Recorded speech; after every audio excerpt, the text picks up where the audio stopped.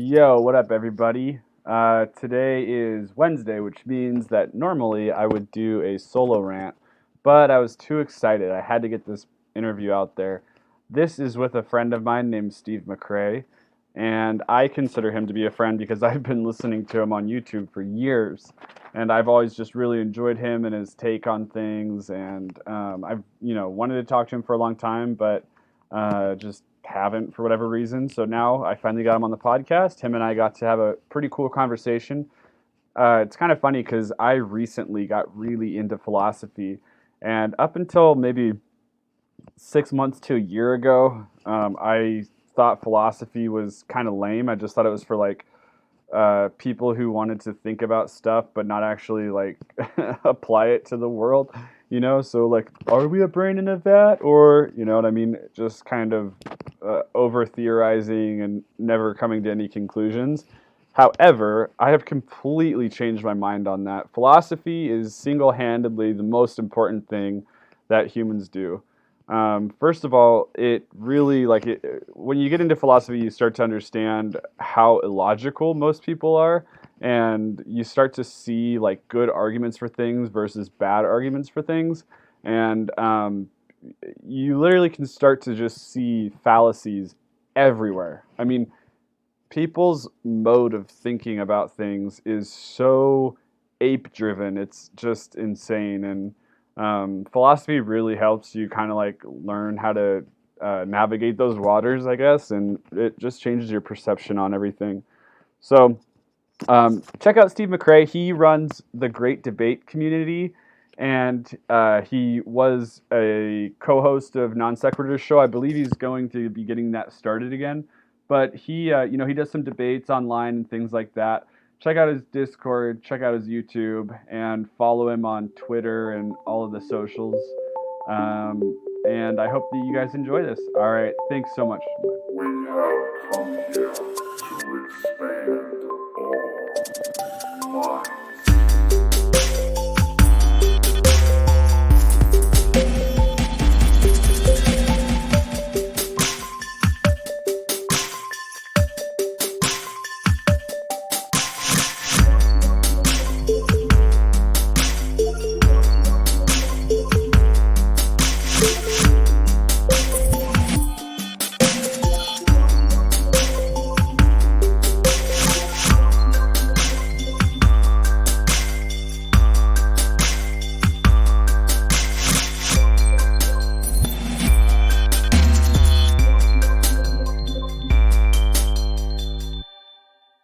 I'm here with Steve McRae.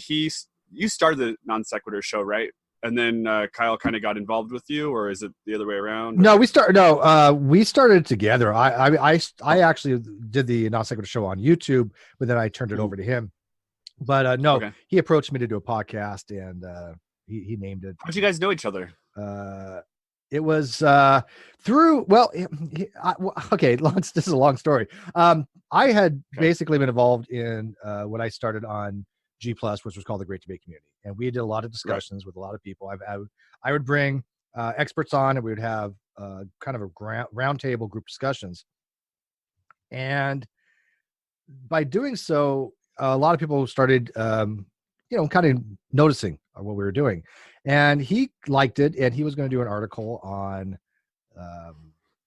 basically, I think he called it nobody called it, the evangelism or something. I don't remember what he was going to call it, but it's basically, he wanted to talk about these types of discussions, and we just decided to do a podcast out of it, and that became the Non Sequitur show.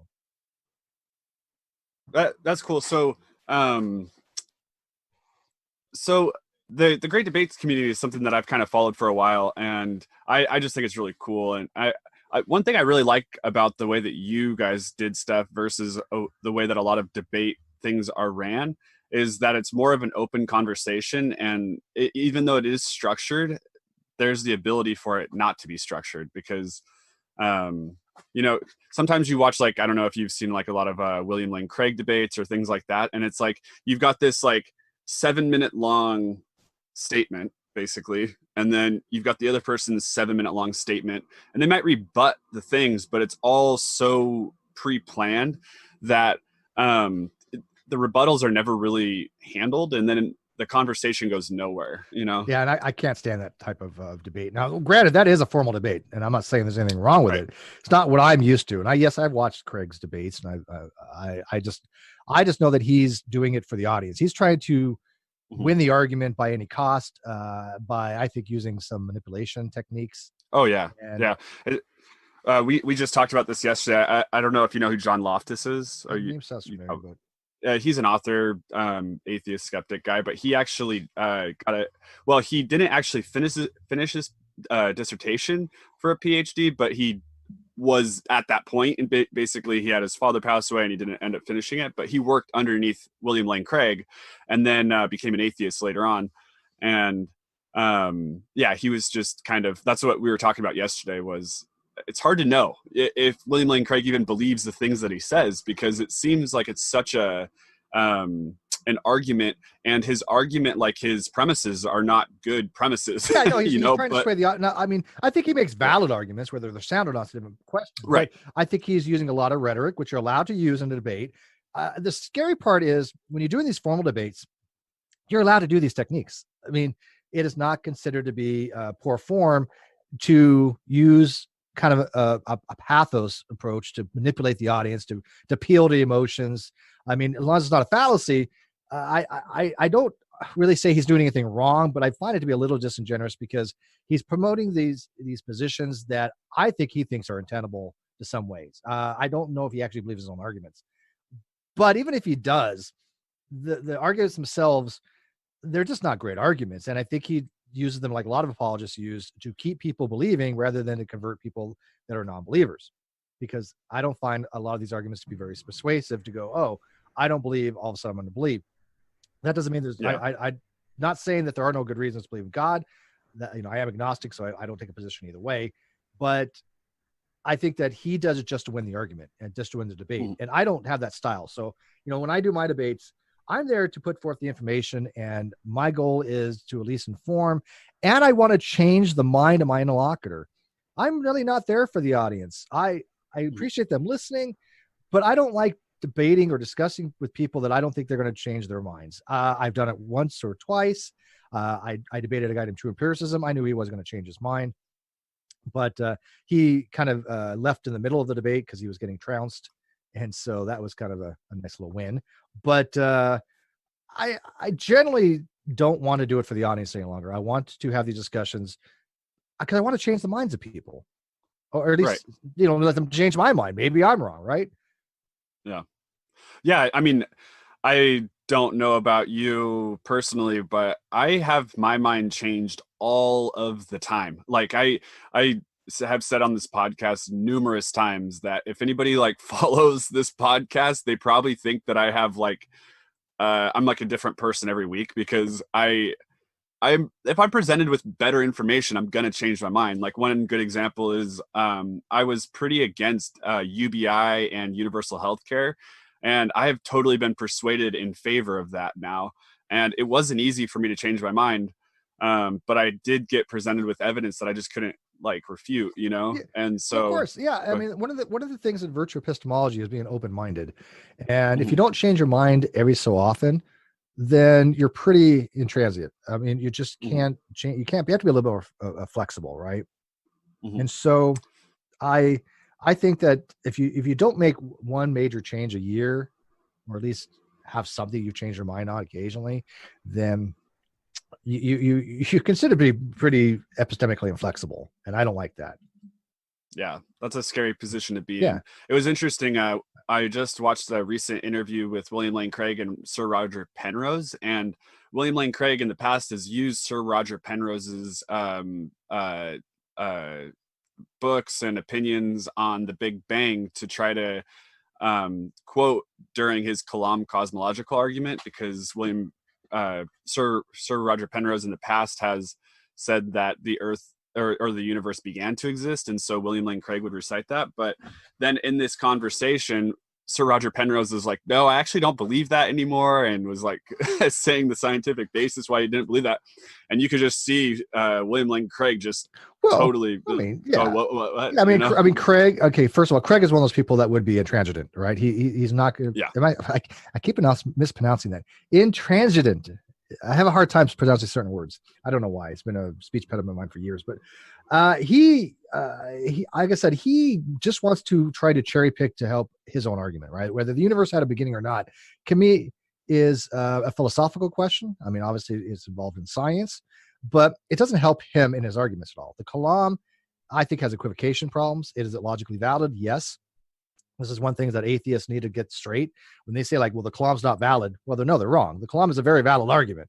It is logically valid. It's just, well, it's logically valid, but I wouldn't say that the first premise. yeah, you can question the soundness, yeah. right? I think it's unsound as well. I think there's an equivocation issue to be had. So I don't think it follows that necessarily that the universe has a beginning. But again, the word beginning has a lot of different connotations. And so when you have these different types of, like, for example, Aristotelian has 4 different things for causes, right? You have like your efficient cause, you have your final cause, you have all these different words to mean cause, right? So even cause means different things. But what does it mean to actually begin? And I think there's some problems with equivocation there, but definitely where the universe has been like some infinite cyclic thing, or it never had a beginning, or if it had a beginning, both of them are really difficult to wrap your head around. Infinite regress is not illogical, but it is very difficult to wrap your head around. Yeah. Well, I actually, in past podcasts, because I would definitely say that I'm an atheist, because I don't think that there's any possible way that any gods of theism are possible. But in the past, I've said that, like, if someone wanted to present a decent argument for deism, I could maybe go that direction. I would never like say I know for sure, because it's so irrelevant. But deism is something I could see being plausible, and so whether or not the universe began to exist, or it is like an infinite loop, or whatever you want to, string theory, whatever possible thing that it is, it could be that everything is a computer program and there's computer designer or whatever, when you start to look into Leonard Susskind. Are you familiar? Oh yeah. Yeah, Susskind. Yeah, I have his book. I was trying to get him on the channel. We have a mutual friend. Man, I would love to talk to him. Yeah. I'm well familiar with Dr. Leonard Susskind, yes. Yeah, I'm a huge fanboy. And the holographic principle, that's kind of taken a little bit out of context, because I think people take that as those thinking that as a digital thing, and that's not necessarily what he means by it. But I think it actually kind of is in a way digital. Because I accept the holographic principle. I do too. Yeah. I just think that what I mean by that is, I think a lot of people equate the holographic principle as I don't know how to, simulation theory. I don't know what. Yeah, there we go. It's not. No. Holographic principle is basically based upon black hole theory, that the amount of entropy in the system is based upon the surface area of the black hole. So everything that falls in the black hole, everything that's information that goes in the black hole, is still stored, but it's all mixed up. It's all jumbled up with a lot of entropy, but it's on the event horizon of the black hole. So taking that one step further, we live in a Hubble's volume. So we live in a sphere of what we can observe, and then everything outside of that sphere we can never observe is outside of our limits, right? Because it's moving away from us faster than the speed of light. We can never get there. So our universe is a two-dimensional or three-dimensional representation of information encoded on a two-dimensional membrane on the observable event horizon of the universe. Well, our local, what I call the local universe, our Hubble's volume. So that makes sense to me, right? I mean, it is encoded there. It is encoded in Planck squares, in bits, and qubits to be precise. And so, I'm all fine with the holographic principle. It just makes sense based upon thermodynamic laws of black hole. I think it's about as close to a theory as could be, right? I mean, it doesn't even. I don't really see how it could be. I think it's mathematically proven, actually. Yeah, that's what I mean. It's like, yeah, or at least mathematically very tenable, because we know that even for a smaller system, if you want to describe all the particles in a given system, that means like the velocity, the momentum, the trajectories, everything about that system, that information is all encoded on the surface area of the walls of the system. So it seemed to be the case. But real quick, get back to what you said before. You were talking about theism and deism, right? All right. So are you a conventional atheist, as in like, do you hold to like philosophical terminology like I do, or do you like do the atheist experience? Anybody who doesn't believe in God is an atheist. Um, I don't know. Like the problem with the English language, and I guess all I care about is what people believe. I don't really care what they call themselves. I consider myself an atheist just because I don't like the possibility of there being theism, like the God of the Christian Bible or something. To me, is just like I'm a pretty strong atheist in that sense. Like I just don't How even see about how that's overall though? plausible. I mean, do you hold the belief there are no gods? Yeah, Okay, so yeah. I so mean, in the I pretty so much, you're a philosophical yeah, atheist. That and so I'm yeah. not a philosophical atheist because I don't hold that position. Uh-huh. Yeah. I mean, I just I guess it's just I'm pretty I I logically for me like the it I don't know if you've ever heard of Alex Rosenberg. Do you know who he is? So He's a I definitely know philosophy. It's Penrose. I've read a lot of his books growing yeah. up, and also the objective of orchestrated reductionism, which a Uh-huh. lot of the theists will latch on for consciousness things. But Yeah. Alex Rosenberg, I actually just did a recent podcast with him, but he's probably one of the most intelligent people I've ever talked to and maybe even read. But I don't know, man. It's really hard for me to and this is just anecdotal. Like when I think of the universe and when I think of consciousness and when I think of all that stuff, like it just doesn't really make sense to me that that it could. And this is, like I said, totally anecdotal, and nobody take my opinion on this. This is just something like after reading as much as I have, and I don't know. It just doesn't make sense that there would be a God, I guess. And if there was a God, it just seems like it wouldn't be like the definition of a God, which is like kind of a supernatural thing. I could just see there being like a natural God that we just well, that wouldn't maybe really be a god then, right? I mean, right, exactly. That's what I mean. So it'd be like we could eventually find out that there was something that maybe initiated life, but it's still natural. I just that the idea of a supernatural yeah, at that thing. point it would just be. I mean, that's what like Tom Jump.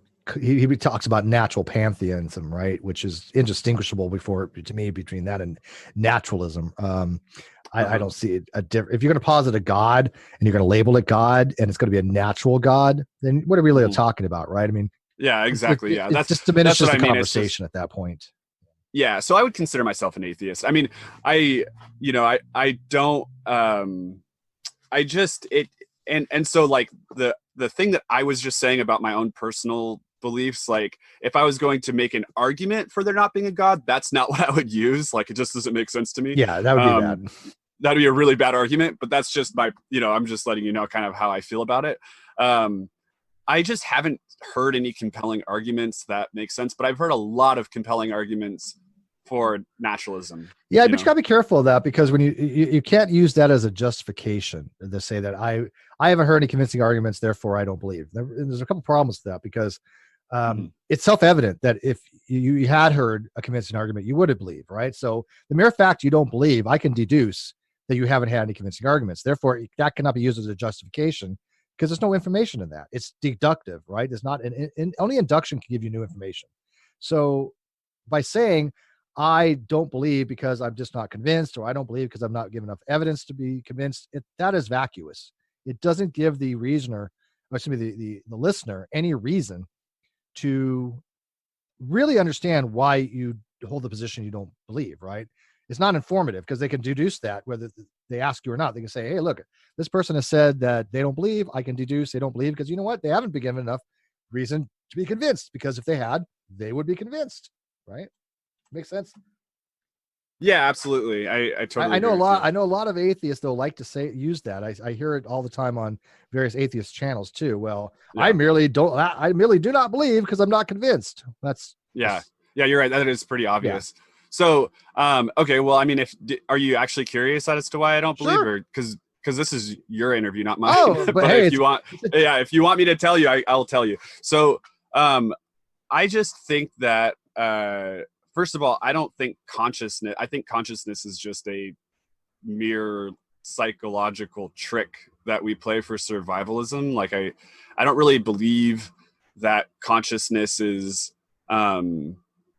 like there's no I. There's the I that we think we have, you know, but I don't believe that there's like a true authentic self.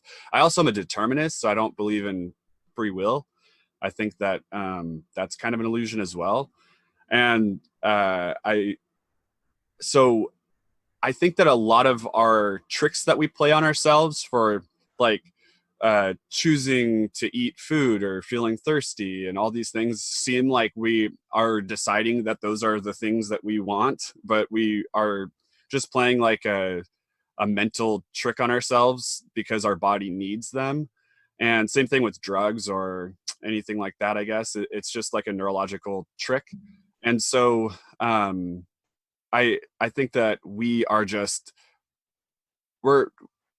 as a way of survival, we're always trying to understand things. And I think that God has been such an ingrained, I think it was a huge part of our survival. You know, I think that like if epigenetics is real, which it seems to be real, I think that God is maybe even epigenetically real. And it was such a huge part of our survival in the last, like, 10,000 years.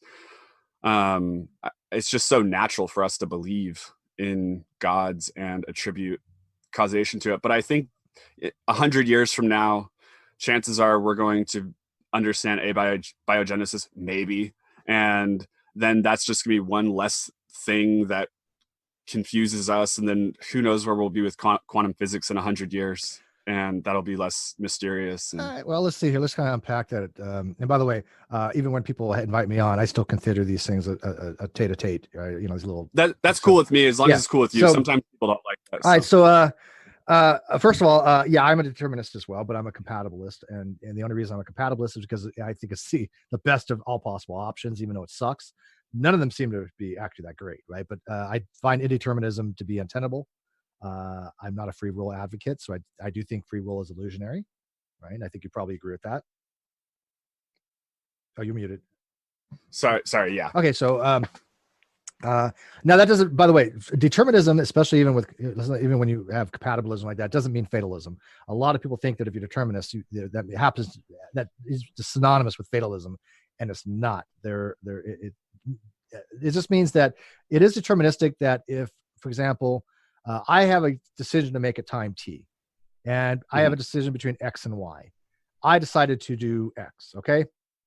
And then in the future, let's say I could actually theoretically go back in time from t prime to t, or from t to t prime, however you wanted to annotate it. Well, given the same exact conditions, which is called cerebus paribus, I, as a determinist, would think that given the exact same conditions, I would pick the same exact thing every time. I would always choose y, or x, sorry. I'd always choose x no matter what, given the same exact conditions. The indeterminist says, no, if you were to go back in time, given the exact same conditions, the free will person has just as much ability to choose y over x given the same conditions. So you cannot predict they're going to do y even though you're going backwards in time. I don't find that to be tenable. I think our brains, like you said, are very hardwired in the fact that these consciousnesses we experience are emergent. They are, I think, evolutionary, as you put it, in some ways. And so I don't think if I have the same exact conditions every single time, I find it to be untenable to say that I would be choosing between X and Y differently. Because my brain makes the decision. I just catch up with that fact, right? Mm-hmm.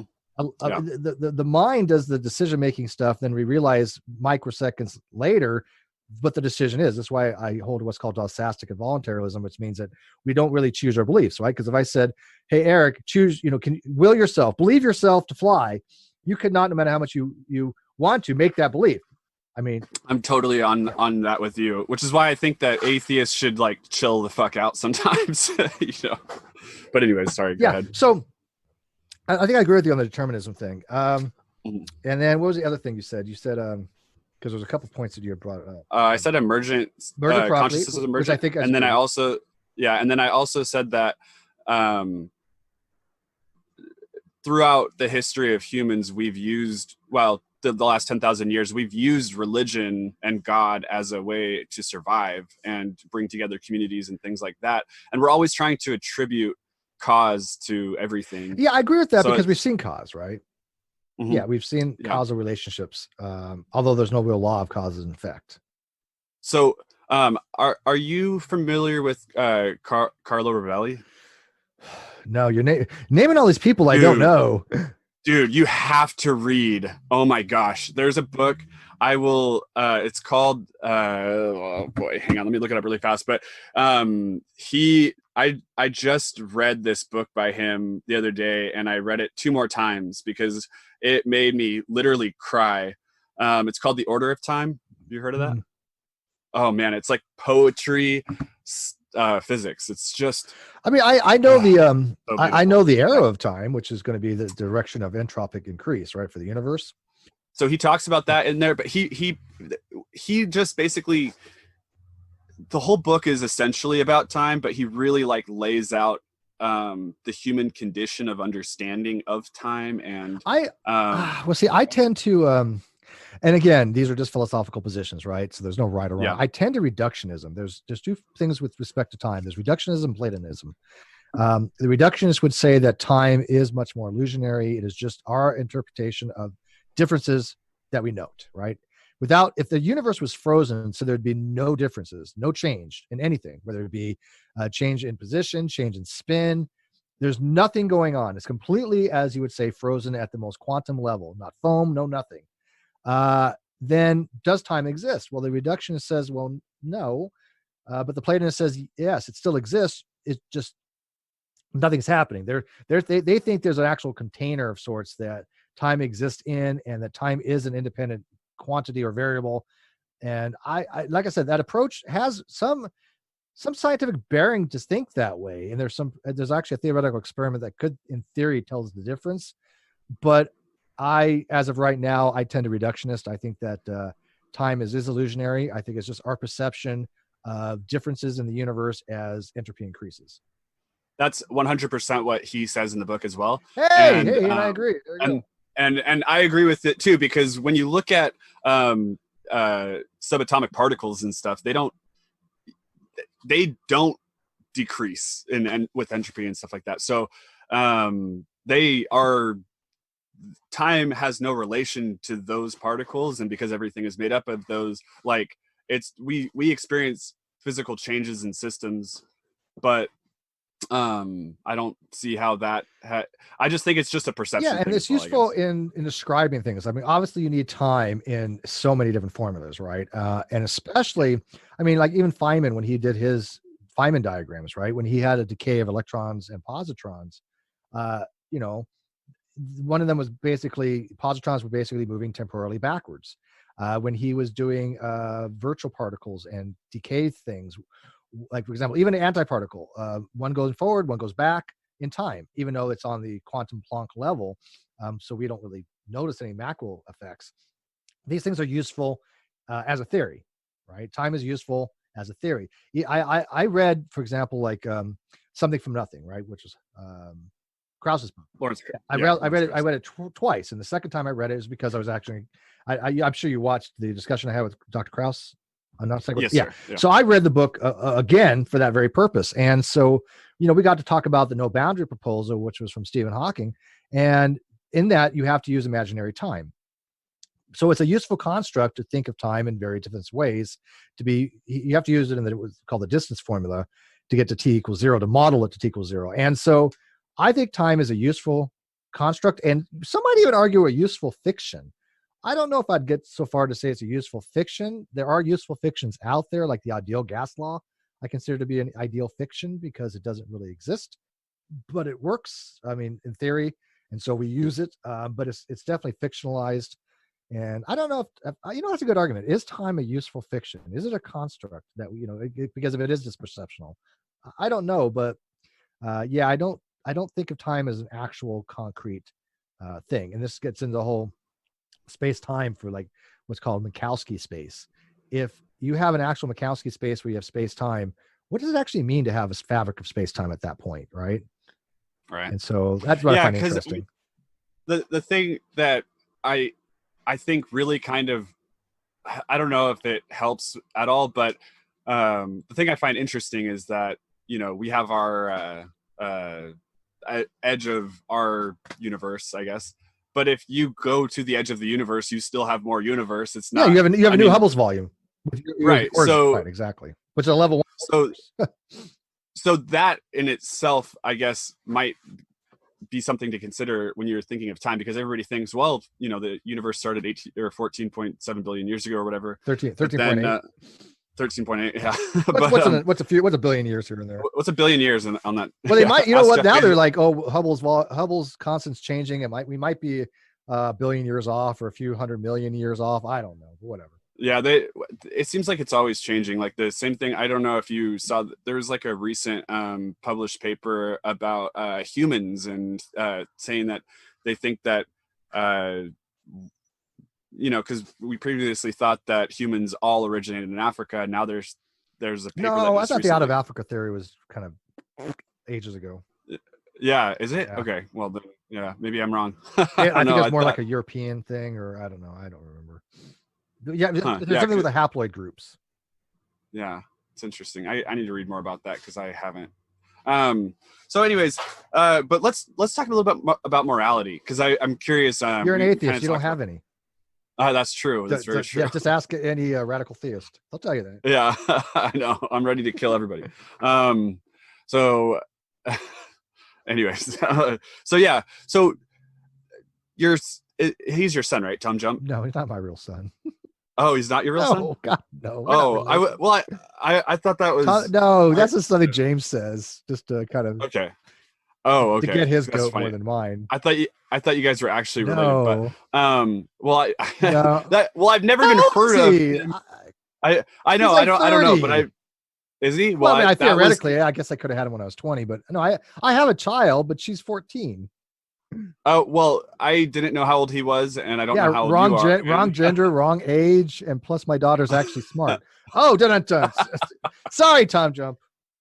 Okay, so, well, that's kind of hilarious, because I was like really confused, honestly, about that. And oh, that's funny. James got me. James got you. James got you. He's such a prankster, ain't he? Yeah. So, okay. So what do you disagree with it? Well, let's explain his moral philosophy, because I find it to be kind of interesting, and I totally disagree with it, but it's interesting nonetheless. I don't think that's and then I'm curious. Yeah, it's kind of a weird thing. It's a weird stance that I've never. It feels like it's a little bit taken from Sam Harris's moral landscape, but then even taken further almost. So, well, what do you think moral ethics come from? Well, do you want me to talk about my positions or his? I want to talk about yours first, and then okay. his. I tend to moral realism.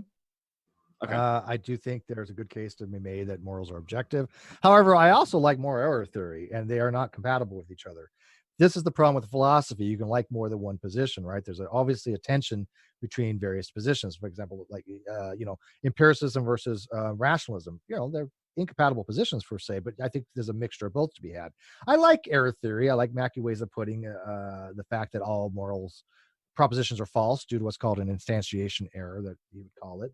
But at the same time, if you want to negate the moral error theorist thing, I tend to moral objectivism or realism over anti-realism. Yeah, I think a lot of atheists make the mistake by saying, well, in order to have objective morals, theists have been saying you have to have God. Well, that, and I agree, you don't have to have God to have objective morals, because I'm somebody who thinks there are objective morals, and you don't need God for that. And I think atheists have been brainwashed to think that objective morality and God go hand in hand, and that's not the case. Yeah, I don't think so either, but I tend not to think that there's objective morality, but I'm curious why you think that there is. T-Jump thinks he actually is a moral objectivist too, right? So yeah, that's why I disagree with him. Yeah. Well, I usually disagree with him on an awful lot. So, I mean, but I don't pick a position. It's because, it's opposite of T-Jumps. I happen to agree with him on yeah. Well, no, I thought in the beginning you just said that you disagree with why he came to the conclusion. Hang on. I disagree with his normative ethics more than anything else, not his meta-ethical theory. Oh, okay. I mean, because a moral objectivism is meta-ethics, right? Yeah. And so, but his normative is really, really bizarre. Okay, maybe I'm not familiar with that. Okay, then. So the normative ethics are basically what we ought to do. Okay, what we give in a given situation. The meta ethics is basically, does a proposition, as a moral proposition that expresses a moral fact, is it based upon something that you and I could both look at and learn and know that is a moral thing, or is it something that is individual to us, is biased? This is how we typically, and again, depends on your usage by which author you read, but objective, subjective, typically in this, the best way to understand it is if something is objective, multiple people can find out and learn from it and see that it's something. For example, if I say, hey, Eric, I have a toothache, that is subjective because you cannot experience my toothache, right? It is epistemically outside your limitations to ever know whether I have a toothache or experience it or not, right? That's my, I hate to use the word quality, but it's my sensations, right? So that is subjective. Well, don't you think that could be objective though? Because like you could hook someone up to an fMRI scanner. No, because all you're doing is looking, because at that point, you're not talking about the actual sensation, right? The sensation itself of being in pain is my own. You cannot experience that sensation. It is subjective. When I say my pain is 4 versus 6, you can theoretically like measure it on a thing, but that's not objectively doing anything it's just relating it to a way that you might understand it, but it's still a subjective experience, right? Yeah, I see what you're saying. Yeah, because you could be a total pussy and then I could be like 10 times stronger than you. Right, exactly. Bingo, right? I have a low threshold for pain, Rand. But objective would be like, let's say I said, hey, let's sit down and play a game of chess. I always do this. Cheshire is the name of my co-host. Chess, right? If let's say, God, she's gonna kill me for that. I don't know why I keep saying. I'm so used to saying Chesh because I'm yelling at her as a co-host, right? Damn it, Chesh! Damn it! But no, if we sit down and we want to play a game of chess, and we look at the rules. Well, the rules are objective, right? We can both look at the rules and say this is how you play the game of chess. And you could say, well, what happens if you don't want to play by those rules? Well, then you're not playing chess. You're playing some other variant. You're playing something else, but you're not playing the canonical thing, what we call chess. So objective morality would be something along the lines of, I think that moral facts or moral propositions do express facts. And I do think that we can find out those things and learn and have knowledge, which is more moral epistemology of those facts, independent of individual bias. For example, if I even said something along the lines of based upon your grounding, right? Because like you mentioned Tom Harris, when you're talking about things like itamoia, which is like human flourishing, and you're talking about compassion and empathy. If you ground these things in that, then it is always the case that to be cruel for the wanton sake of being cruel is morally impermissible. You and I could actually discover that in society, that it is the case, right? If you're going to be wanting a human flourishing and you want to ground it in empathy and compassion and all these other things, then to be cruel just for the sake of being cruel is objectively immoral. It's not subjective. We could actually learn this. I could see in society something that I can look at it and go, yes, this is something I see in societies, and this is the case. You could do the same thing. That makes it objective. How do you define cruel? Well, to cause morally harm, or to cause harm. But but how do you? If it goes against the goal, which is human flourishing and compassion, right, and empathy, right? If I harm somebody, because he talks about harms and benefits, right? Okay, so sorry, I don't mean. I just want to like kind of go if back I to stab you in the heart, it's going to be harmful to you. There's no benefit to you, right? Okay, so I'm not talking about how do we surgery, determine? But I'm talking about if I literally take a knife and I stab you in it. That's a harm to you, right? That's a morally impermissible act. I'd be a douche if I was trying to say, well, what about surgery? But but how do we determine whether or not we all want human flourishing? Well, that's irrelevant. How is that because irrelevant? Those are axioms. Like the whole basis. Okay, like example, 1 + 1 = 2. You would agree with that, right? Basic math, right? Yes. Okay, yes. Is that objective? Yes. Okay. Is it based upon arbitrary axioms?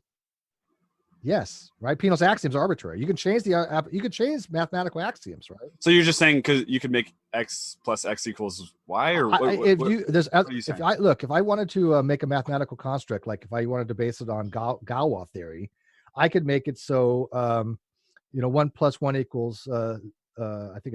think Galois theory, depending on what you do, but I could say 1 + 1 = 0 in Galois theory. If I have 1, 2, 3, and 4, because it's a different field. It's a completely different field from the reals. So I could make mathematical constructs where these mathematical equalities do not hold. The only reason 1 + 1 = 2 is based upon the fact that the reals are very set on Peano's axioms, which involve transit property and reflexive property, and 0 being a whole number, 1 being a number these are the principles of axioms that we have for constructing mathematics. Without those axioms, then mathematics changes. You've heard of ZFC theory, right? You could take, you could, Femclose. I hate these guys' name. Zermelo Frankel set theory. There you go. Zermelo. I'm telling you, names are horrible for me. But ZFC for Zermelo Frankel set theory, you could take out the Frankel out of it and just have ZFC theory. You could have different axioms that we remove, like the axiom of choice you don't need. If you've heard of the Tarski's paradox, where you have one basketball and you can make two basketballs out of it, right? Have you seen that? No, I haven't. Okay, so the Tarski paradox is that using certain mathematics, you can take one object to make multiple objects out of it. And it works mathematically, but it depends on if you take the axiom of choice or not. So Zermelo-Frankel theory, you could take certain axioms, you could reject certain axioms. There's like, I don't know, 13 in ZFF. It's been a long time since I looked at ZFC theory, but there's a lot of mathematical axioms that you do not have to take. And reals have very specific axioms to them. So based upon these arbitrary axioms, then you have an objective framework. So as soon as you and I decide to have this foundation, this basis of human flourishing and harms and benefits and all this stuff, those are axioms. From those axioms, you can then build an objective framework. Okay, but I mean, what if there's like a population of sadists and we become the minority, and there's just like 10 That's sadists not based for every... on our axioms, though. We would just say that they are wrong, right? We would say that based upon our understanding of these things, our objective morals, they think they're correct, but they're incorrect. Okay, but then I don't understand how that could be objectively. Well, let's say, okay, well, if I tell you I think 1 + 1 = 3, does that change the fact that objectively it's wrong? No. 1 + 1 still equals 2. But no matter what I think, you would just look at me and go, Steve, you're wrong. 1 + 1 doesn't equal 3, right?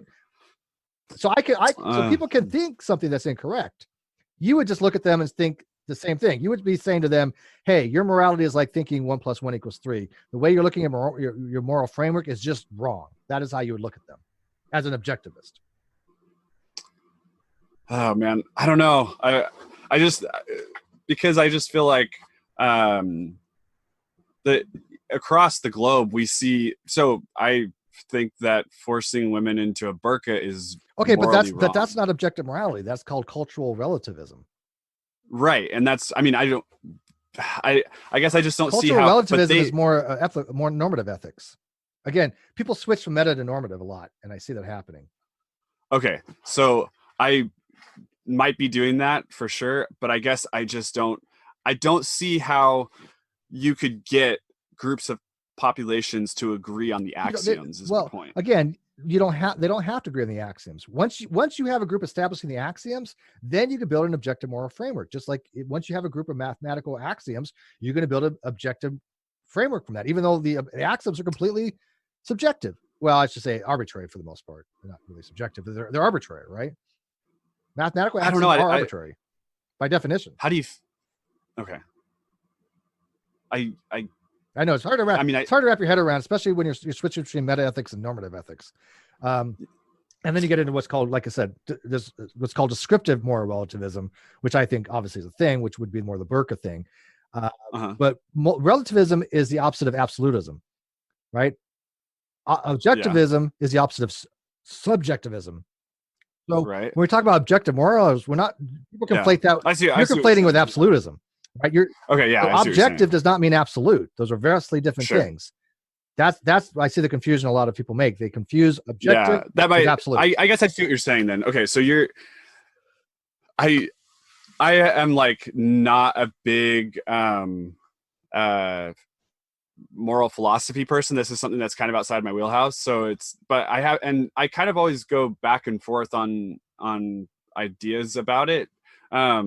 So maybe I'm just kind of misunderstanding it a little bit because. Well, think of this one. Like I said, think of objective. Doesn't mean absolute. Think of objective just meaning that you and I can go discover something independently of each other, and and have access to it. Where epistemically both have access to it. Like you don't epistemically have access to my pain. You can't experience it. It's mine, but we can both look at the rules of chess. That is objective.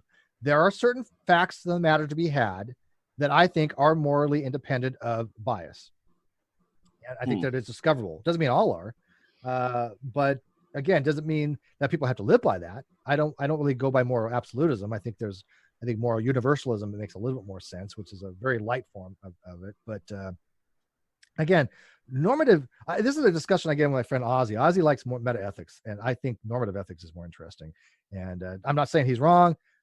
He wants to know people's meta ethics, and I'm like, I don't know. I'm finding it boring. I want to know what people are going to do in given situations. I want to know what their normative ethics are, right? That means what you do in a given situation that's morally permissible or morally impermissible, which is basically deontics, right? What are you obliged to do something? You have obligatory things, you have forbidden things that you can't do. And I want to know that because I think that tells me the measure of a person, right? If a person says I'm a moral realist or a moral anti-realist, I'm a moral non-cognitivist, okay, great, fascinating. But if they tell me that they think it's proper to, work for me and then steal from me, I'm like, you're unethical, right? That's the kind of thing that I like ethics about. What does it mean to do the right thing? Mm-hmm. So I guess, so you would say owning people of property is morally wrong, Yes, right? Yes, slavery is wrong. Okay. So if slavery is wrong, I don't even know how to phrase this. If we both agree that slavery is wrong, but there's like an entire population of people in Alabama that think that slavery is awesome, they're wrong. But how do we come? I mean, like, I agree with you that they're wrong. That's like, we're in agreement on that. I go by virtue ethics, and my virtue ethics, okay, and virtue ethics is based upon Aristotelian concepts that you have a virtue that you strive for, but that is situated between two vices. It's the golden mean, it's called. So, example like courage is a virtue, and what that means is that you don't want to go too far and be reckless, but you don't want to be cowardice, right? You want to be in that happy mean between cowardice and reckless, and that's would be courage. So things like slavery, that to me is something that to me would be something that is morally impermissible as a virtue ethicist kind of person, because you have to have rights, you have to have autonomy, right? As humans, you have certain autonomy, and then you also have limitations because you can't have perfect freedom. Right? You can't exist in a society with perfect freedom. There has to be a middle ground to be had. But slavery is on one extreme, right? It's toward a vice, not a virtue. So as somebody who likes virtue ethics, I would look at them and say, look, they're just wrong. So what? They disagree, whatever. Somebody can say 1 + 1 = 3. So what? They're just wrong. People will say they disagree. They'll say the other thing. Who cares? You're arguing a position. I'm arguing from a virtue position that slavery is immoral. And if they say that I'm wrong, okay, so what? I don't believe them. I believe that they're absolutely wrong. Slavery is not permissible. It's forbidden. Okay, so how would we determine whether or not slavery is wrong? By using a normative ethical theory like virtue ethics. That's what normative ethics is for, to determine what's right or wrong. I mean, there are other normative theories. I mean, you could be a consequentialist. You could be a utilitarianist, which is a form of consequentialism. You can be you can apply to deontics, which is duty and obligations. There's a lot of different ways you can make a moral framework. I just happen to think virtue ethics, which is built upon character, makes sense to me. Again, somebody else could say, well, you know what? Like S.J. Thomason, she goes by deontology, right? She thinks that morals are based upon duties and obligations. Somebody else can say, hey, you know what? I'm a consequentialist. I think morals should be the right course of action is what you do based upon the consequences. Or you can be utilitarian and say, well, I think it's based upon the consequences that is mostly the best for the most amount of people, right? Which I think is untenable myself. But so you pick your normative theory that you want to go with. You don't have to just stick with one, but that's how you determine what is morally permissible and what is morally forbidden in what they would call deontic logic or deontic philosophy. Yeah. I feel like I'm not equipped to have this conversation. I don't really understand enough about virtue ethics and things like that. So it's hard for me to have this conversation, but I still am having a hard time coming to moral objectivity, just because I don't know, like can you look at something and say, hey, this person's being cruel to somebody else? They're just being for the sake of being cruel. Do you think that's morally permissible?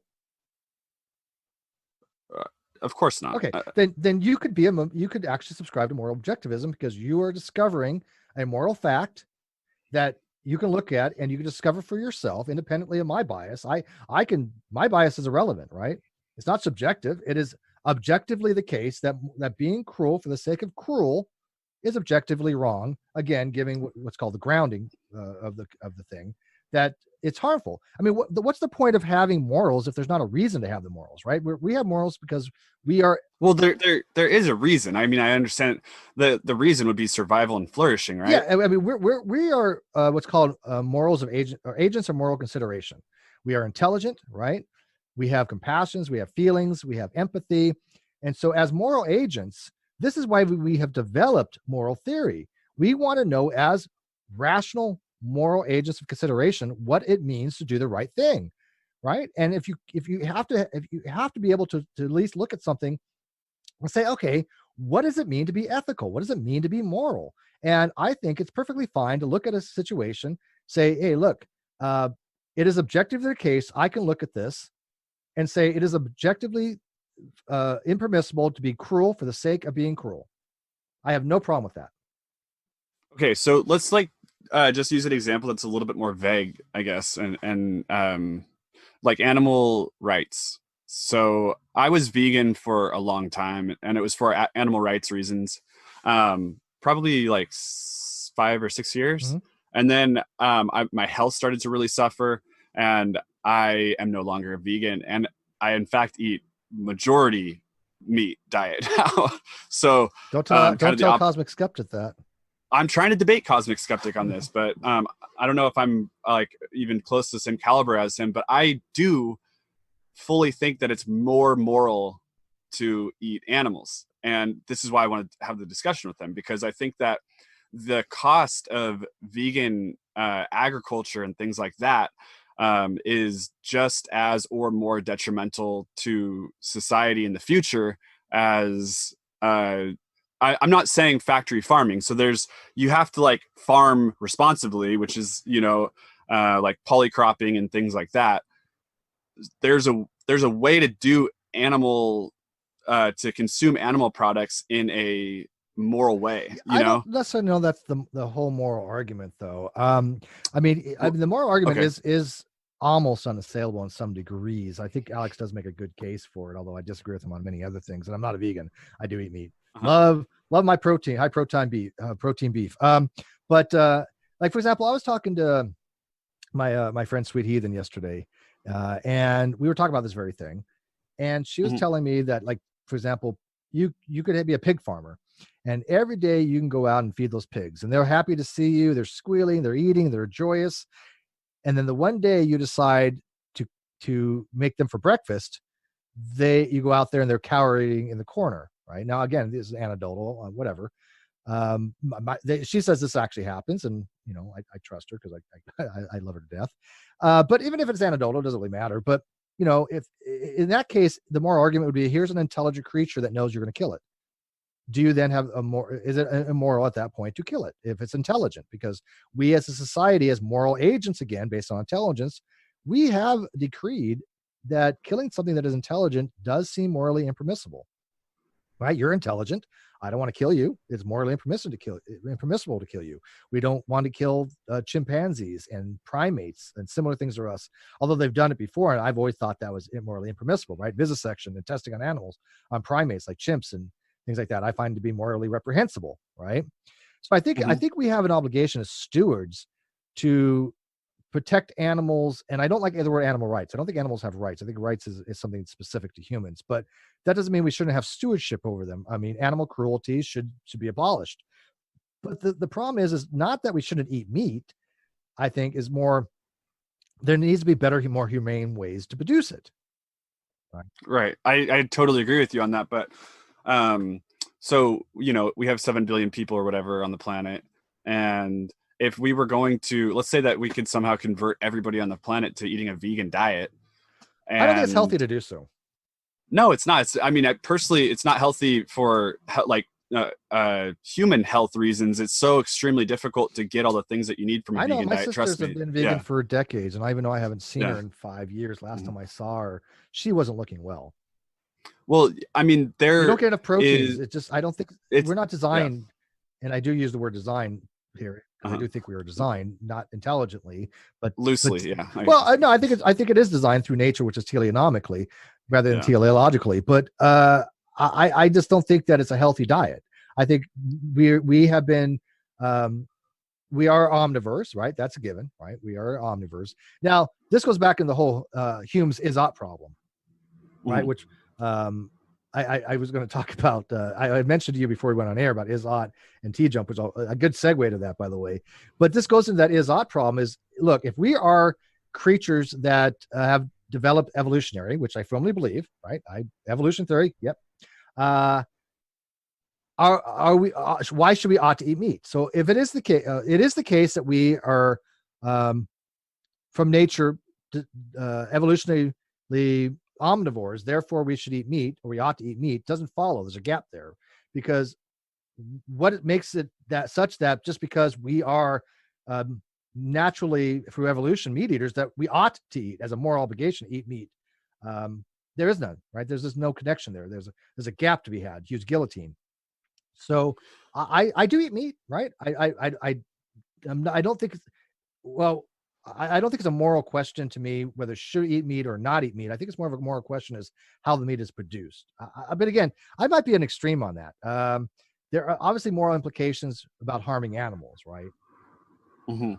Well, yeah. So this is why I'm kind of bringing this up, because this is like the biggest gray area ever, I guess. It's And a hard and argument. for It's a very it is hard a argument. really hard Yeah, argument. I admit that So Alex, I think Alex is passionate, but I yeah. think he's going about it the wrong way. Mhm. Because again, people that are meat eaters, the morality aspect of them, they're looking from a different perspective. The survival is a necessity, right? And I definitely think that not eating meat limits our survival, because I find it, and I can tell you right now, every single true vegan I've ever met, the hardcore ones, especially the ones that don't eat any milk or dairy products, they're like Yeah. death warmed over.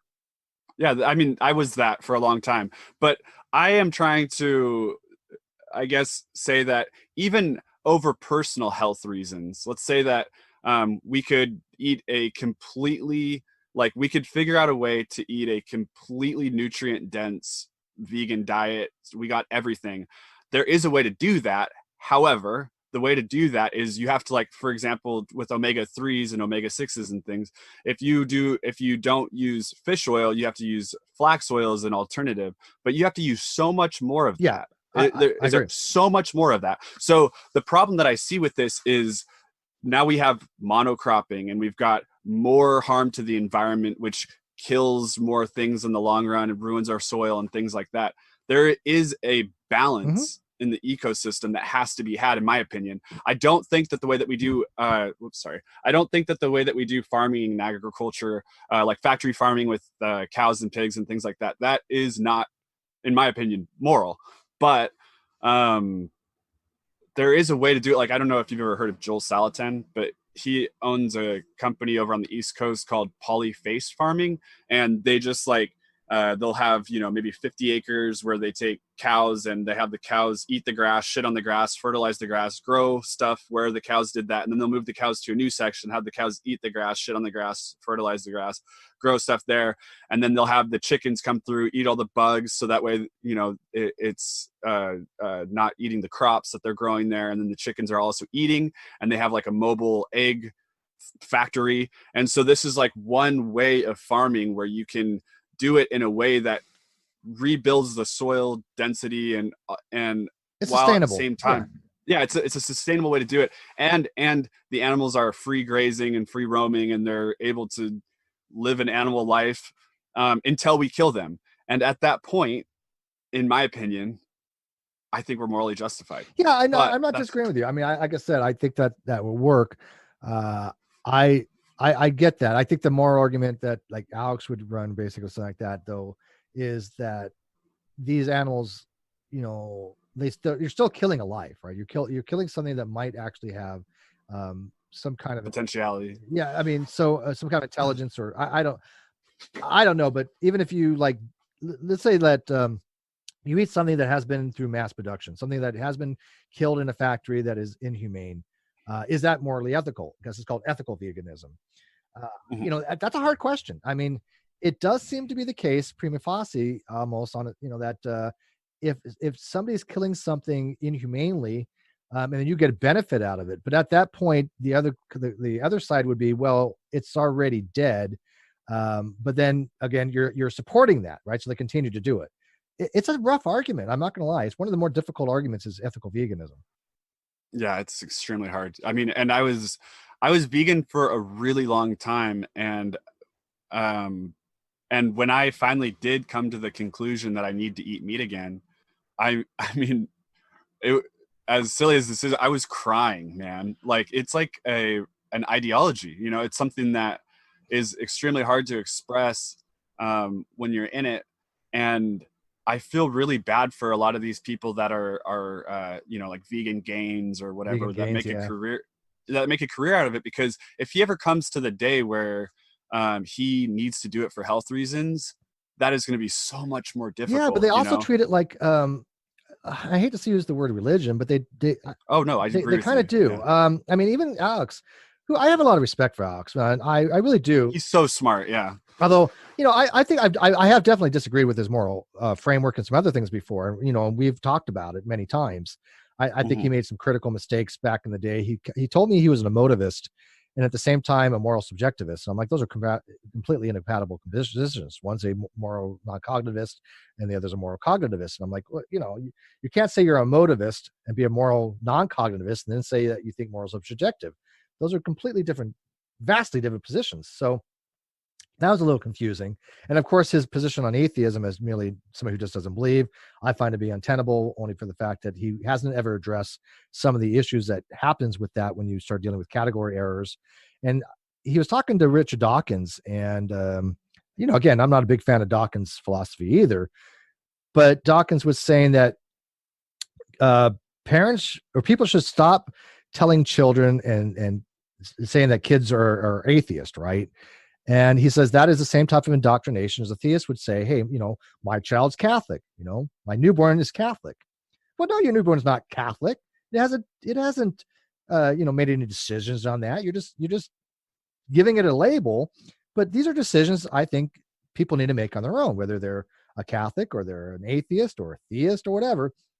And so he was making a very good argument to Alex, but Alex is like, well, but atheism is anybody who doesn't have a belief in God. Well, no, that's not the case. I mean, Right. that's obviously what he thinks, and that's what the certain atheist groups think, but that's not how it is generally in philosophy. Obviously, people have experienced that now, which was a culture shock because for years they're being told atheism is merely, you know, somebody who doesn't believe, and then they find out, wait, in philosophy now, in all of academia, pretty much that's not the case. And so I think that Alex, you know, he gets on these kicks, and he just like runs with it. And I think that the same thing with veganism. I think that Yeah. he's treating it ideologically and dogmatically, just like the atheist who says, you know, atheism is just a lack of belief, or somebody who doesn't believe. That's dogmatic, and Hmm. it's no different to me Yeah. than the radical theist who dogmatically says, hey, you know what, Eric, you're actually somebody who knows God exists, but you're hiding that Failing on to. your, you know, on your, you know, on your unrighteousness or whatever it is, Yeah. right? Uh, Like Psi 10 or yeah, I mean, whatever. I like Cy. Don't get me wrong. It's just weird. Really? Yeah, we get along. Yeah, we're actually buds. Oh man, Yeah, that's it is crazy. I just crazy. like he. I would love to know. I mean, but continue with what you're Yeah, saying. I I mean, don't want to it's weird because, fail like I you. said, you know, I disagree with Cy on just about everything, but he's Yeah. actually a real nice guy, and I do consider him an He excellent seems friend. really nice, and he seems really he seems really nice, and He really believes. he really He believe he really yeah, does. exactly. Yes. Yeah. I So, like the fact that he's not one of those people like Ray Comfort, who's I don't think believes his own or beliefs, Kent or Kent Hovind. Hovind. Yeah. Now he is friends with Eric Hovind, and you know, Oh yeah, that's true, yeah, huh? Yeah. but yeah, Cy actually is a true believer. No question in my mind about it, because I've had so many Mhm. hours of discussion with him, just in private, and I think that he really does believe. He's genuine. Now, do I think his argument's good? No, not by No, any not at stretch of all. Yeah. imagination. But this is the kind of conversations I like to have. I want to talk to people that disagree, right? Right. But long story short, the fervent people out there that's just say, hey, this is the way it is. And I think Alex has gotten into that case where now he's running, this is how it is, veganism all the way. There is no other options. And he's treating it very dogmatically. That's why I want to have a debate with him. Like he is really smart, a lot smarter than I am for sure. And he's really good at talking and stuff.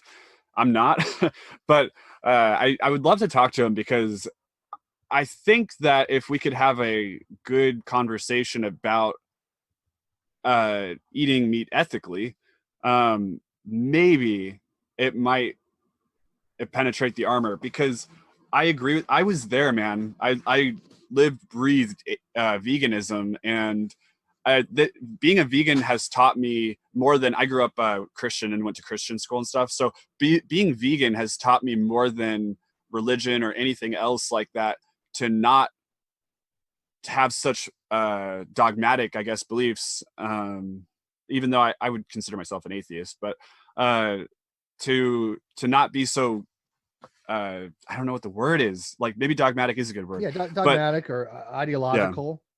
Yeah, because that or that stuff has, Yeah, you go around like trying to tell people how they should live their life, and then you recognize that you can't even live that way anymore. Yeah, and all of a I sudden, think it's untenable. Yeah. In the long run. Yeah. Definitely. But I would like to, okay, like I said, I've been trying to have another discussion with Alex. It's been a while, but like his whole position on agnosticism, I think, is flawed from the get-go. And I would love to have that discussion with him. But all these like highbrow atheists, they don't want to talk to me about that. So why do you think that is? I'm curious. Because they have no citations at all. I could bring to the table a lot of evidence, and I think they know that. Well, I wouldn't say that's the case with Alex, but other people I know, or I definitely believe, I should say I know, but I believe that they recognize the fact that I am well cited in these areas from my backing, my support for what I talk about when it comes to agnosticism. So their arguments. Can you explain it to me? Because you might be able to convince me that I'm not an atheist. I don't know. Well, no, you already said you believe there are no gods. You're an atheist. Okay, yeah. Cool. An agnostic is somebody who says that they don't have a position on the proposition either way. When people are out there saying like, oh, well, Gnosticism deals with knowledge, they have a very rudimentary level understanding of it. Okay. I've made that mistake for sure. So so why do you think that there could be? I mean, are you just like totally holding a neutral just in case? No, I don't understand. Like that.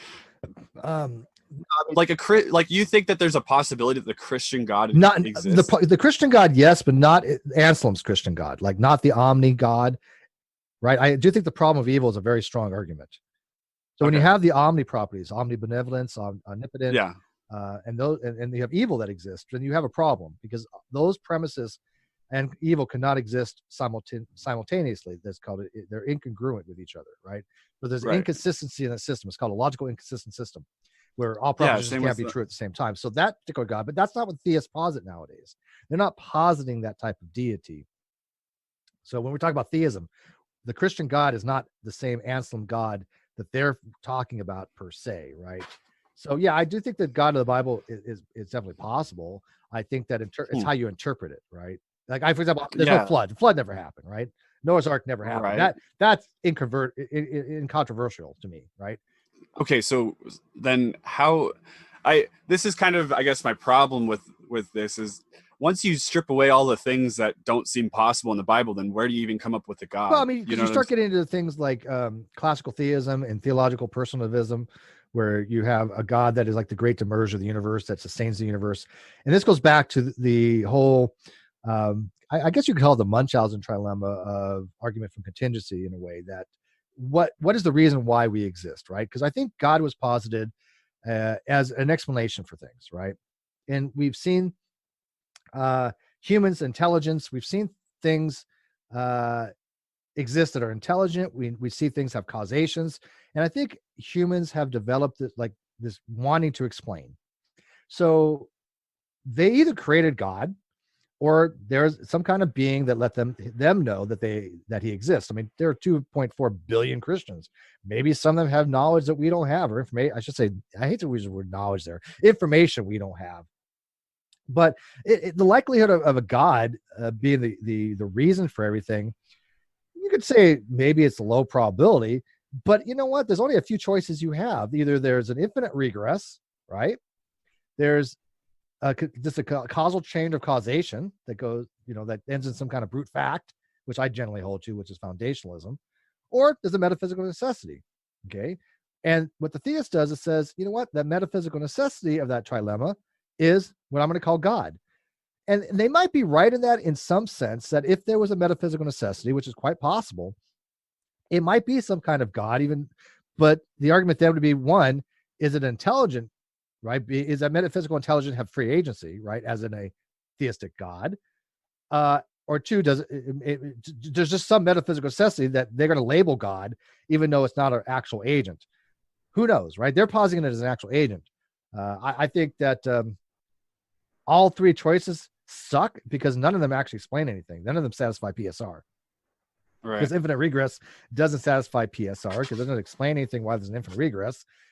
Brute fact doesn't explain anything because by definition, brute fact it doesn't have an explanation, right? So that doesn't satisfy PSR. And if God does exist as a metaphysical necessity, it raises the question, why did he create this world out of all possible worlds? Why did he actualize this one with this exact amount of evil in it? Just because if you think about it, he could have actualized an infinite number of worlds, right? Yeah. Okay. So there's only really two possibilities I can think of. One, he was beholden to do this particular world based upon some of the reasons, right? But those reasons would be higher than him. That means that God doesn't have this, omnipowerful persistence because he is beholden of something that has a higher value. He has to do something to create this particular world out of the others. He has these rules he has to follow, which makes no sense to a Christian, right? And the other option was arbitrary, which again doesn't satisfy PSR. It doesn't. If you just say God created this world because he wanted to, but no particular reason, or just because, that's not really an explanation, right? Yeah. So there's no good explanation, I think, of why the universe exists. I think you just have to pick one. I go with brute fact. The theist goes with God. I'm agnostic on that proposition then. Yeah. That's the reason behind why I tend to agnosticism. Okay.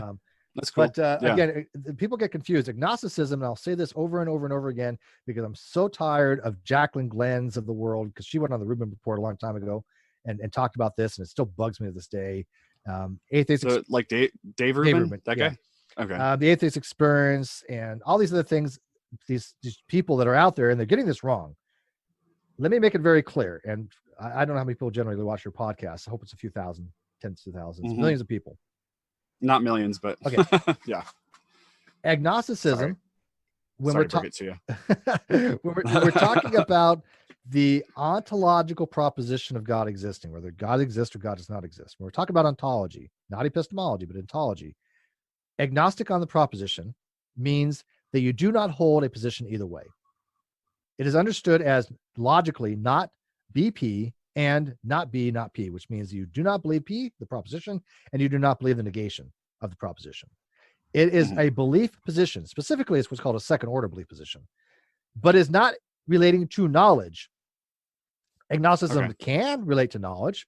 That's called the epistemic proposition. An epistemic proposition or epistemological proposition is the knowability of gods. Can gods be known? Okay.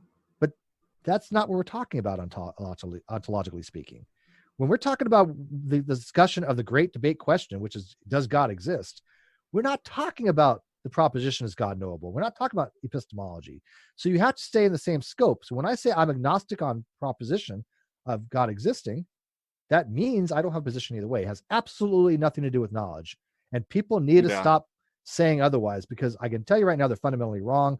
I can show them multiple citations, and more atheists now are recognizing that, because you know why? Because it's objective. Because they can go look at it and go, yeah, you know what, Steve's right on this. They can read the material for themselves. It's not subjective. It's not my evaluation of it.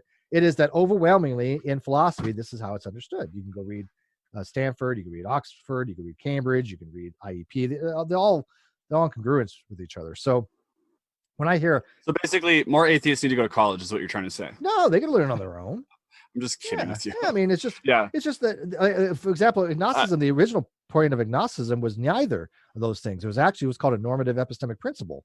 Have you ever talked to Dillahunty about this? Okay, I haven't. Okay, I mean, Dillahunty's not a fan of mine. You know that, right? No, I don't know. Yeah, he's not a fan of mine. Yeah, that's either here. He just he refers to me by euphemisms rather than my name any longer. Really? Oh yeah. You always know when he's talking. He refers to me a lot on the Atheist Experience. He doesn't mention me by name, but I only talked to him once, believe it or not, which is weird. On air, what was on air? On the Atheist Experience? No, he came on my show. Oh yeah, that's right. Inspiring Philosophy. Yeah, with Inspiring Philosophy. Yeah. So I got to talk to him prior to that. I actually just so you know, I'm a pretty huge fan of Matt Dillahunty, just so you know. But and I'm a fan of yours too, so I hold no sides. But Inspiring Philosophy killed him in that debate, dude. I thought Inspiring did really well. I'll be honest with you. I happen to like Inspiring Philosophy. I don't agree with him on everything. A lot of things I don't agree with him on. But I will tell you, I don't agree with him either. But I thought he, because I do value debate, you know, like the. So anyways, let me say this. Sorry. Inspired Philosophy is a very smart guy. Yeah. I think he's learned a lot in 5 years. I remember back in the day, I've been around a very long time, but do you remember Anti-Citizen X? Back in the day, Anti-Citizen X made some really good videos, and a lot of them were directed toward Inspiring Philosophy. Although I will say that I think he strawmanned him in some cases. But he strawmanned Matt? No, he strawmanned Inspired Philosophy. Oh, okay. But Inspired Philosophy really has up his game, and I've talked to him numerous times. He is a friend of mine, and he's something to be trifled with, right? I mean, atheists think they can go to these discussions and just kind of, kick ass. Well, no, I mean, the people that study this stuff, they're good at what they do. But long story short, I talked to Matt prior to our discussion or to their debate, and I'd asked him, does he still hold to agnostic atheism in the weak case, meaning atheism is merely somebody who doesn't believe, as a nonsensical position? And he does. Because I've told people that, and they're like, "Oh, well, that's BS." And they're like, "Well, Matt says he's an agnostic atheist." I'm like, "No, he said 5 to 7 years ago he was agnostic atheist. He no longer holds that position. He has changed it. He has said he no longer holds to it. His words. He has said I think it was 2 years ago. He changed his position on that, and he thinks it's nonsensical, which is I've always said it was, and that it's superfluous in the strong case. And so I got him to reaffirm that. But I didn't ever get a chance to him to talk to about agnosticism, and he won't ever do it. He won't have a discussion with me, which is fine. I'm not one of the people out there going, "Oh, Matt Dillahunty won't talk to me." Blah blah blah. I'm not a G-man. You're called out. Yeah, you're called out. Yeah, I don't care one way or another. So here, just to kind of push this a little bit further, I think Matt is really smart and really cool and stuff, but I actually tend to think that he faults people for their thinking errors, and then he does it a lot. I know. No, I've seen it. I've seen to do it on the show. Well, I mean, with for example, when he talked to Alex, the cosmic skeptic dude, when he talked to him about veganism, this is why I want to talk to Cosmic Skeptic about it, because when Matt talked to him about it, Matt had the worst arguments ever, and then he was just arguing from emotion the entire time. Yeah, and I'm like, dude. Yeah, I'm like, dude, watching you talk to him like this is just, it was really. Well, I've seen him change his positions on a few things like that, though. I remember he was talking to, he had some weird things that he was talking about will, and he talked to rationality rules. And I think that he changed his position because rationality rules I happen to agree with on this particular issue. I don't think we have free will, as we discussed earlier, but I think we have will. And rationality rules was able to explain it to Matt in a way that made sense to Matt, and Matt agreed with it. And I think they're both right on it now, by the way. But Matt is willing to change his positions, but he won't on fundamental things like agnosticism, because then it throws away too much. I think he has to throw away too much foundation to accept the fact that I'm right on this. That sucks to hear because, well, I mean, in my opinion, seeing someone say, "Hey, I was wrong on this," is like the most badass thing ever. You know? Oh yeah. And by the way, I tell people, if you think that I'm wrong on this, come talk to me. Show me the evidence. You know how many people have actually shown me the evidence? Zero. I am not even exaggerating. there's only 2 times people have ever cited anything to me. Okay. 99% probably of the times they cite something, it's a freaking dictionary. Okay. Right. And I'm sorry, but a dictionary is not a peer reviewed source. A dictionary is descriptive. It gives you what's called synchronic definitions or synchronic usages. There's synchronic and diachronic, which is over time or as opposed to modernity. And a dictionary just tells you how a word is generally understood and used in modernity. It doesn't give you its history. It doesn't matter what the etymological derivation of the word is. Dictionaries are useless. They don't define words. They're not prescriptive. They're strictly descriptive. There have been prescriptive dictionaries, but they no longer exist for the most part that I've seen. But a dictionary doesn't tell you how a word prescribes it, how to use it. It doesn't say you must use the word this way. It just says this is how it's generally understood. And I think that an atheist would understand that, because if I was a creationist and I said, hey, look, Eric, right here it says theory equals guess. Well, we know that's not true in science, right? Right. So it's a argumentium ad dictionarium. It's a fallacy. And I see atheists do it all the time. So they do that. Or the other thing they show me is a paper that they completely misread. Right. And I don't think they even read it. Yeah, that's interesting. Yeah, you might have actually changed my perspective on this, which is cool. So, man, okay, so I'm kind of running out of time here, but I wanted to just talk to you about, what do you think you've gained the most out of hosting all these debates and stuff? Better understanding the topics. I mean, 7, 8 flat Earth. well, hang on. Like 7, 8 years ago, right? I was philosophically naive. I was that guy. Really? Yeah. That's interesting, because that's me right now, probably. Yeah, I was that guy. And now, I wasn't as bad as most of them by any stretch of the imagination. I mean, I was never like these really white belt basal atheists that just go out there and go, oh, Sky Daddy. Never did anything like that. And some of the arguments that I've seen from a lot of newer atheists are just horrible, right? Like you said with Matt Dillahunty running these appeal to emotion arguments, it's just they're bad arguments. I was never that bad, but I just didn't really see the need to learn philosophy. I didn't see a use for it. Boy, was I wrong. Yeah, can I interject here really fast? Because I actually feel the exact same way that you did, and I just recently started getting into philosophy, like maybe 6 months ago. And now I'm kind of obsessed with it, and I feel like it is so necessary, because you learn how to make a good argument for something, how to like really deduce things, and so I'm actually going back to college. I just started. Well, I'm going to college. I've never been to college, so I'm going to college now, and I want to pursue philosophy, and I think that's but great. I've also been, yeah, thanks, man. But I totally agree with you. I've always had this like impression. My wife laughs at me about it, because I've always had this thought. It's a stupid thought. I don't even want to admit, but I've always thought philosophy was kind of stupid and just like people thinking and not really doing anything. And then, man, could be more wrong. Totally could not be more wrong. It's so. Yeah, I was that guy that thought that awesome. that philosophers just sitting in these comfort, big overstuffed chairs, drinking scotch and 12-year-old scotch and smoking cigar. And then I realized, I had this guy who was a PhD in philosophy, a very young friend of mine. He got his PhD when he was like 26. Smart dude, right? And he would just annihilate me in discussions, right? And now he admits that I can actually he actually has changed his position on things, and he admits I'm very formidable on some of these topics. But yeah, I mean, I wanted to learn these topics. I took like critical thinking in college. Like I took contemporary rhetoric, where you learn informal fallacies, which, by the way, I think should be taught a lot earlier. But once you start learning these things and you go, look, philosophy is about reason. Philosophy is about logic. When I hear an atheist say philosophy is useless, this is what I hear. They're saying logic is useless, reason is useless, science is useless, because science is predicated on philosophical backings. Like the philosophy of science is methodological naturalism. What is methodological naturalism? Philosophy. Yeah. And so, here's a fun fact I'll leave you with, because I know you're running out of time.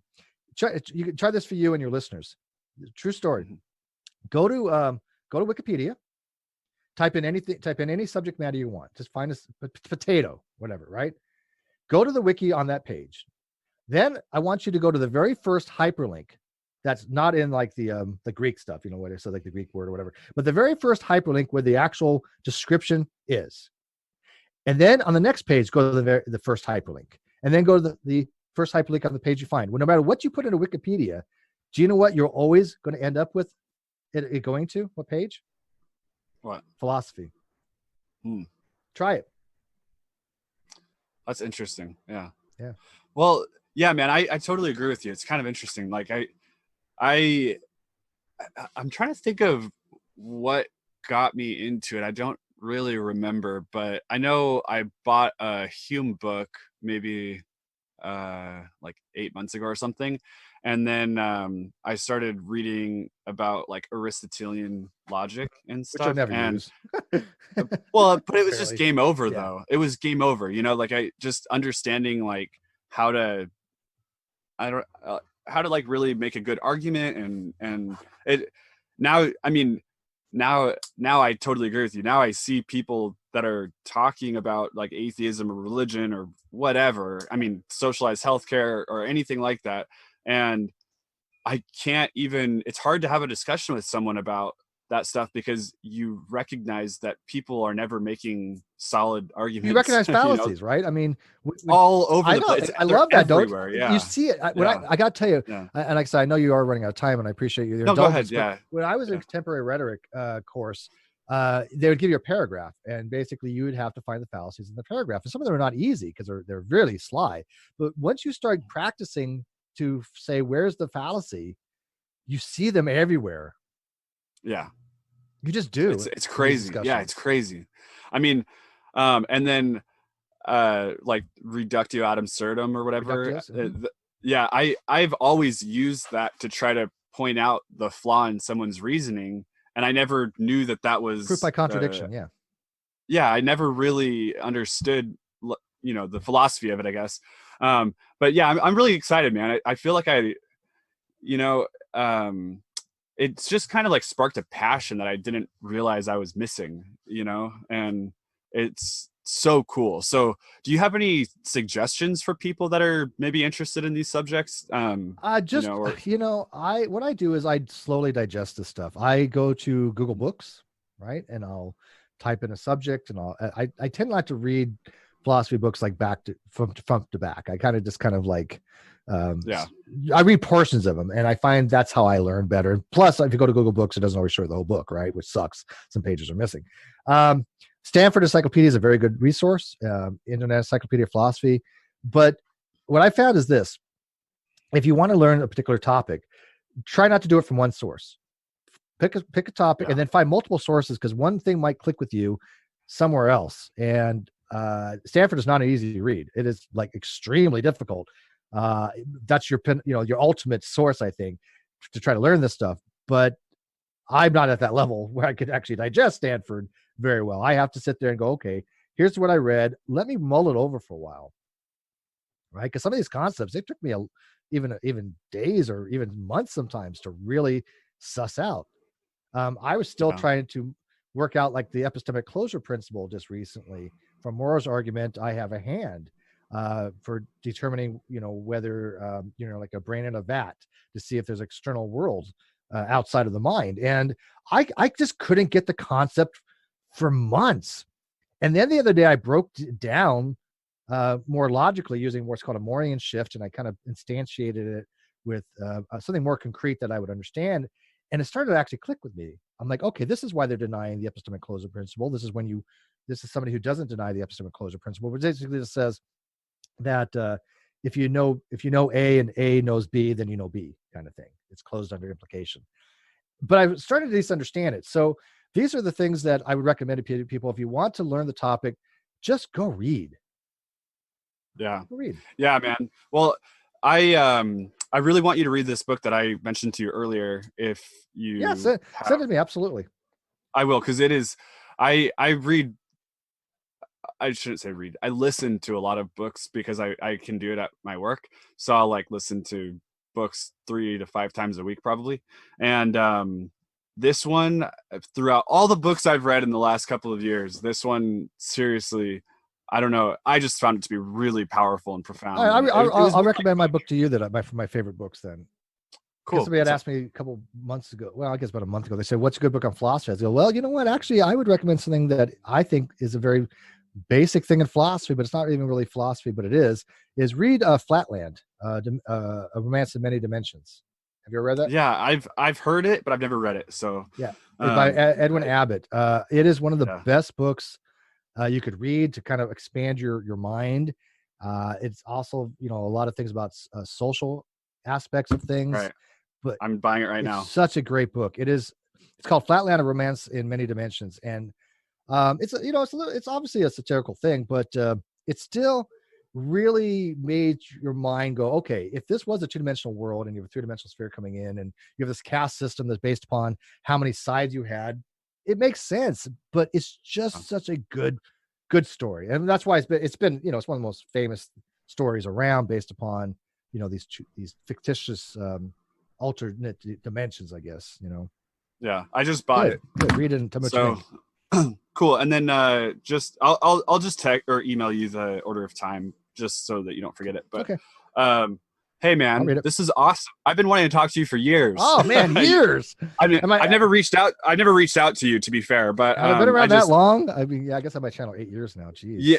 Yeah, man. I mean, and something that I really wanted to talk to you about that we never got into was just flat Earth, and just like how I have never even pondered the idea of flat Earth. It just but I've listened to every flat Earth debate I think you've ever hosted. Well, I'll tell you this. How about this? If you ever want me to come back, I'll come on like Team Skeptic, who. Oh yeah, I would love that. Yeah, wouldn't that be cool? I mean, he would love this too. So maybe the three of us could sit there and just have a discussion on flat Earth. That'd be awesome. Let's do that. That'd be so fun. Right, okay, cool.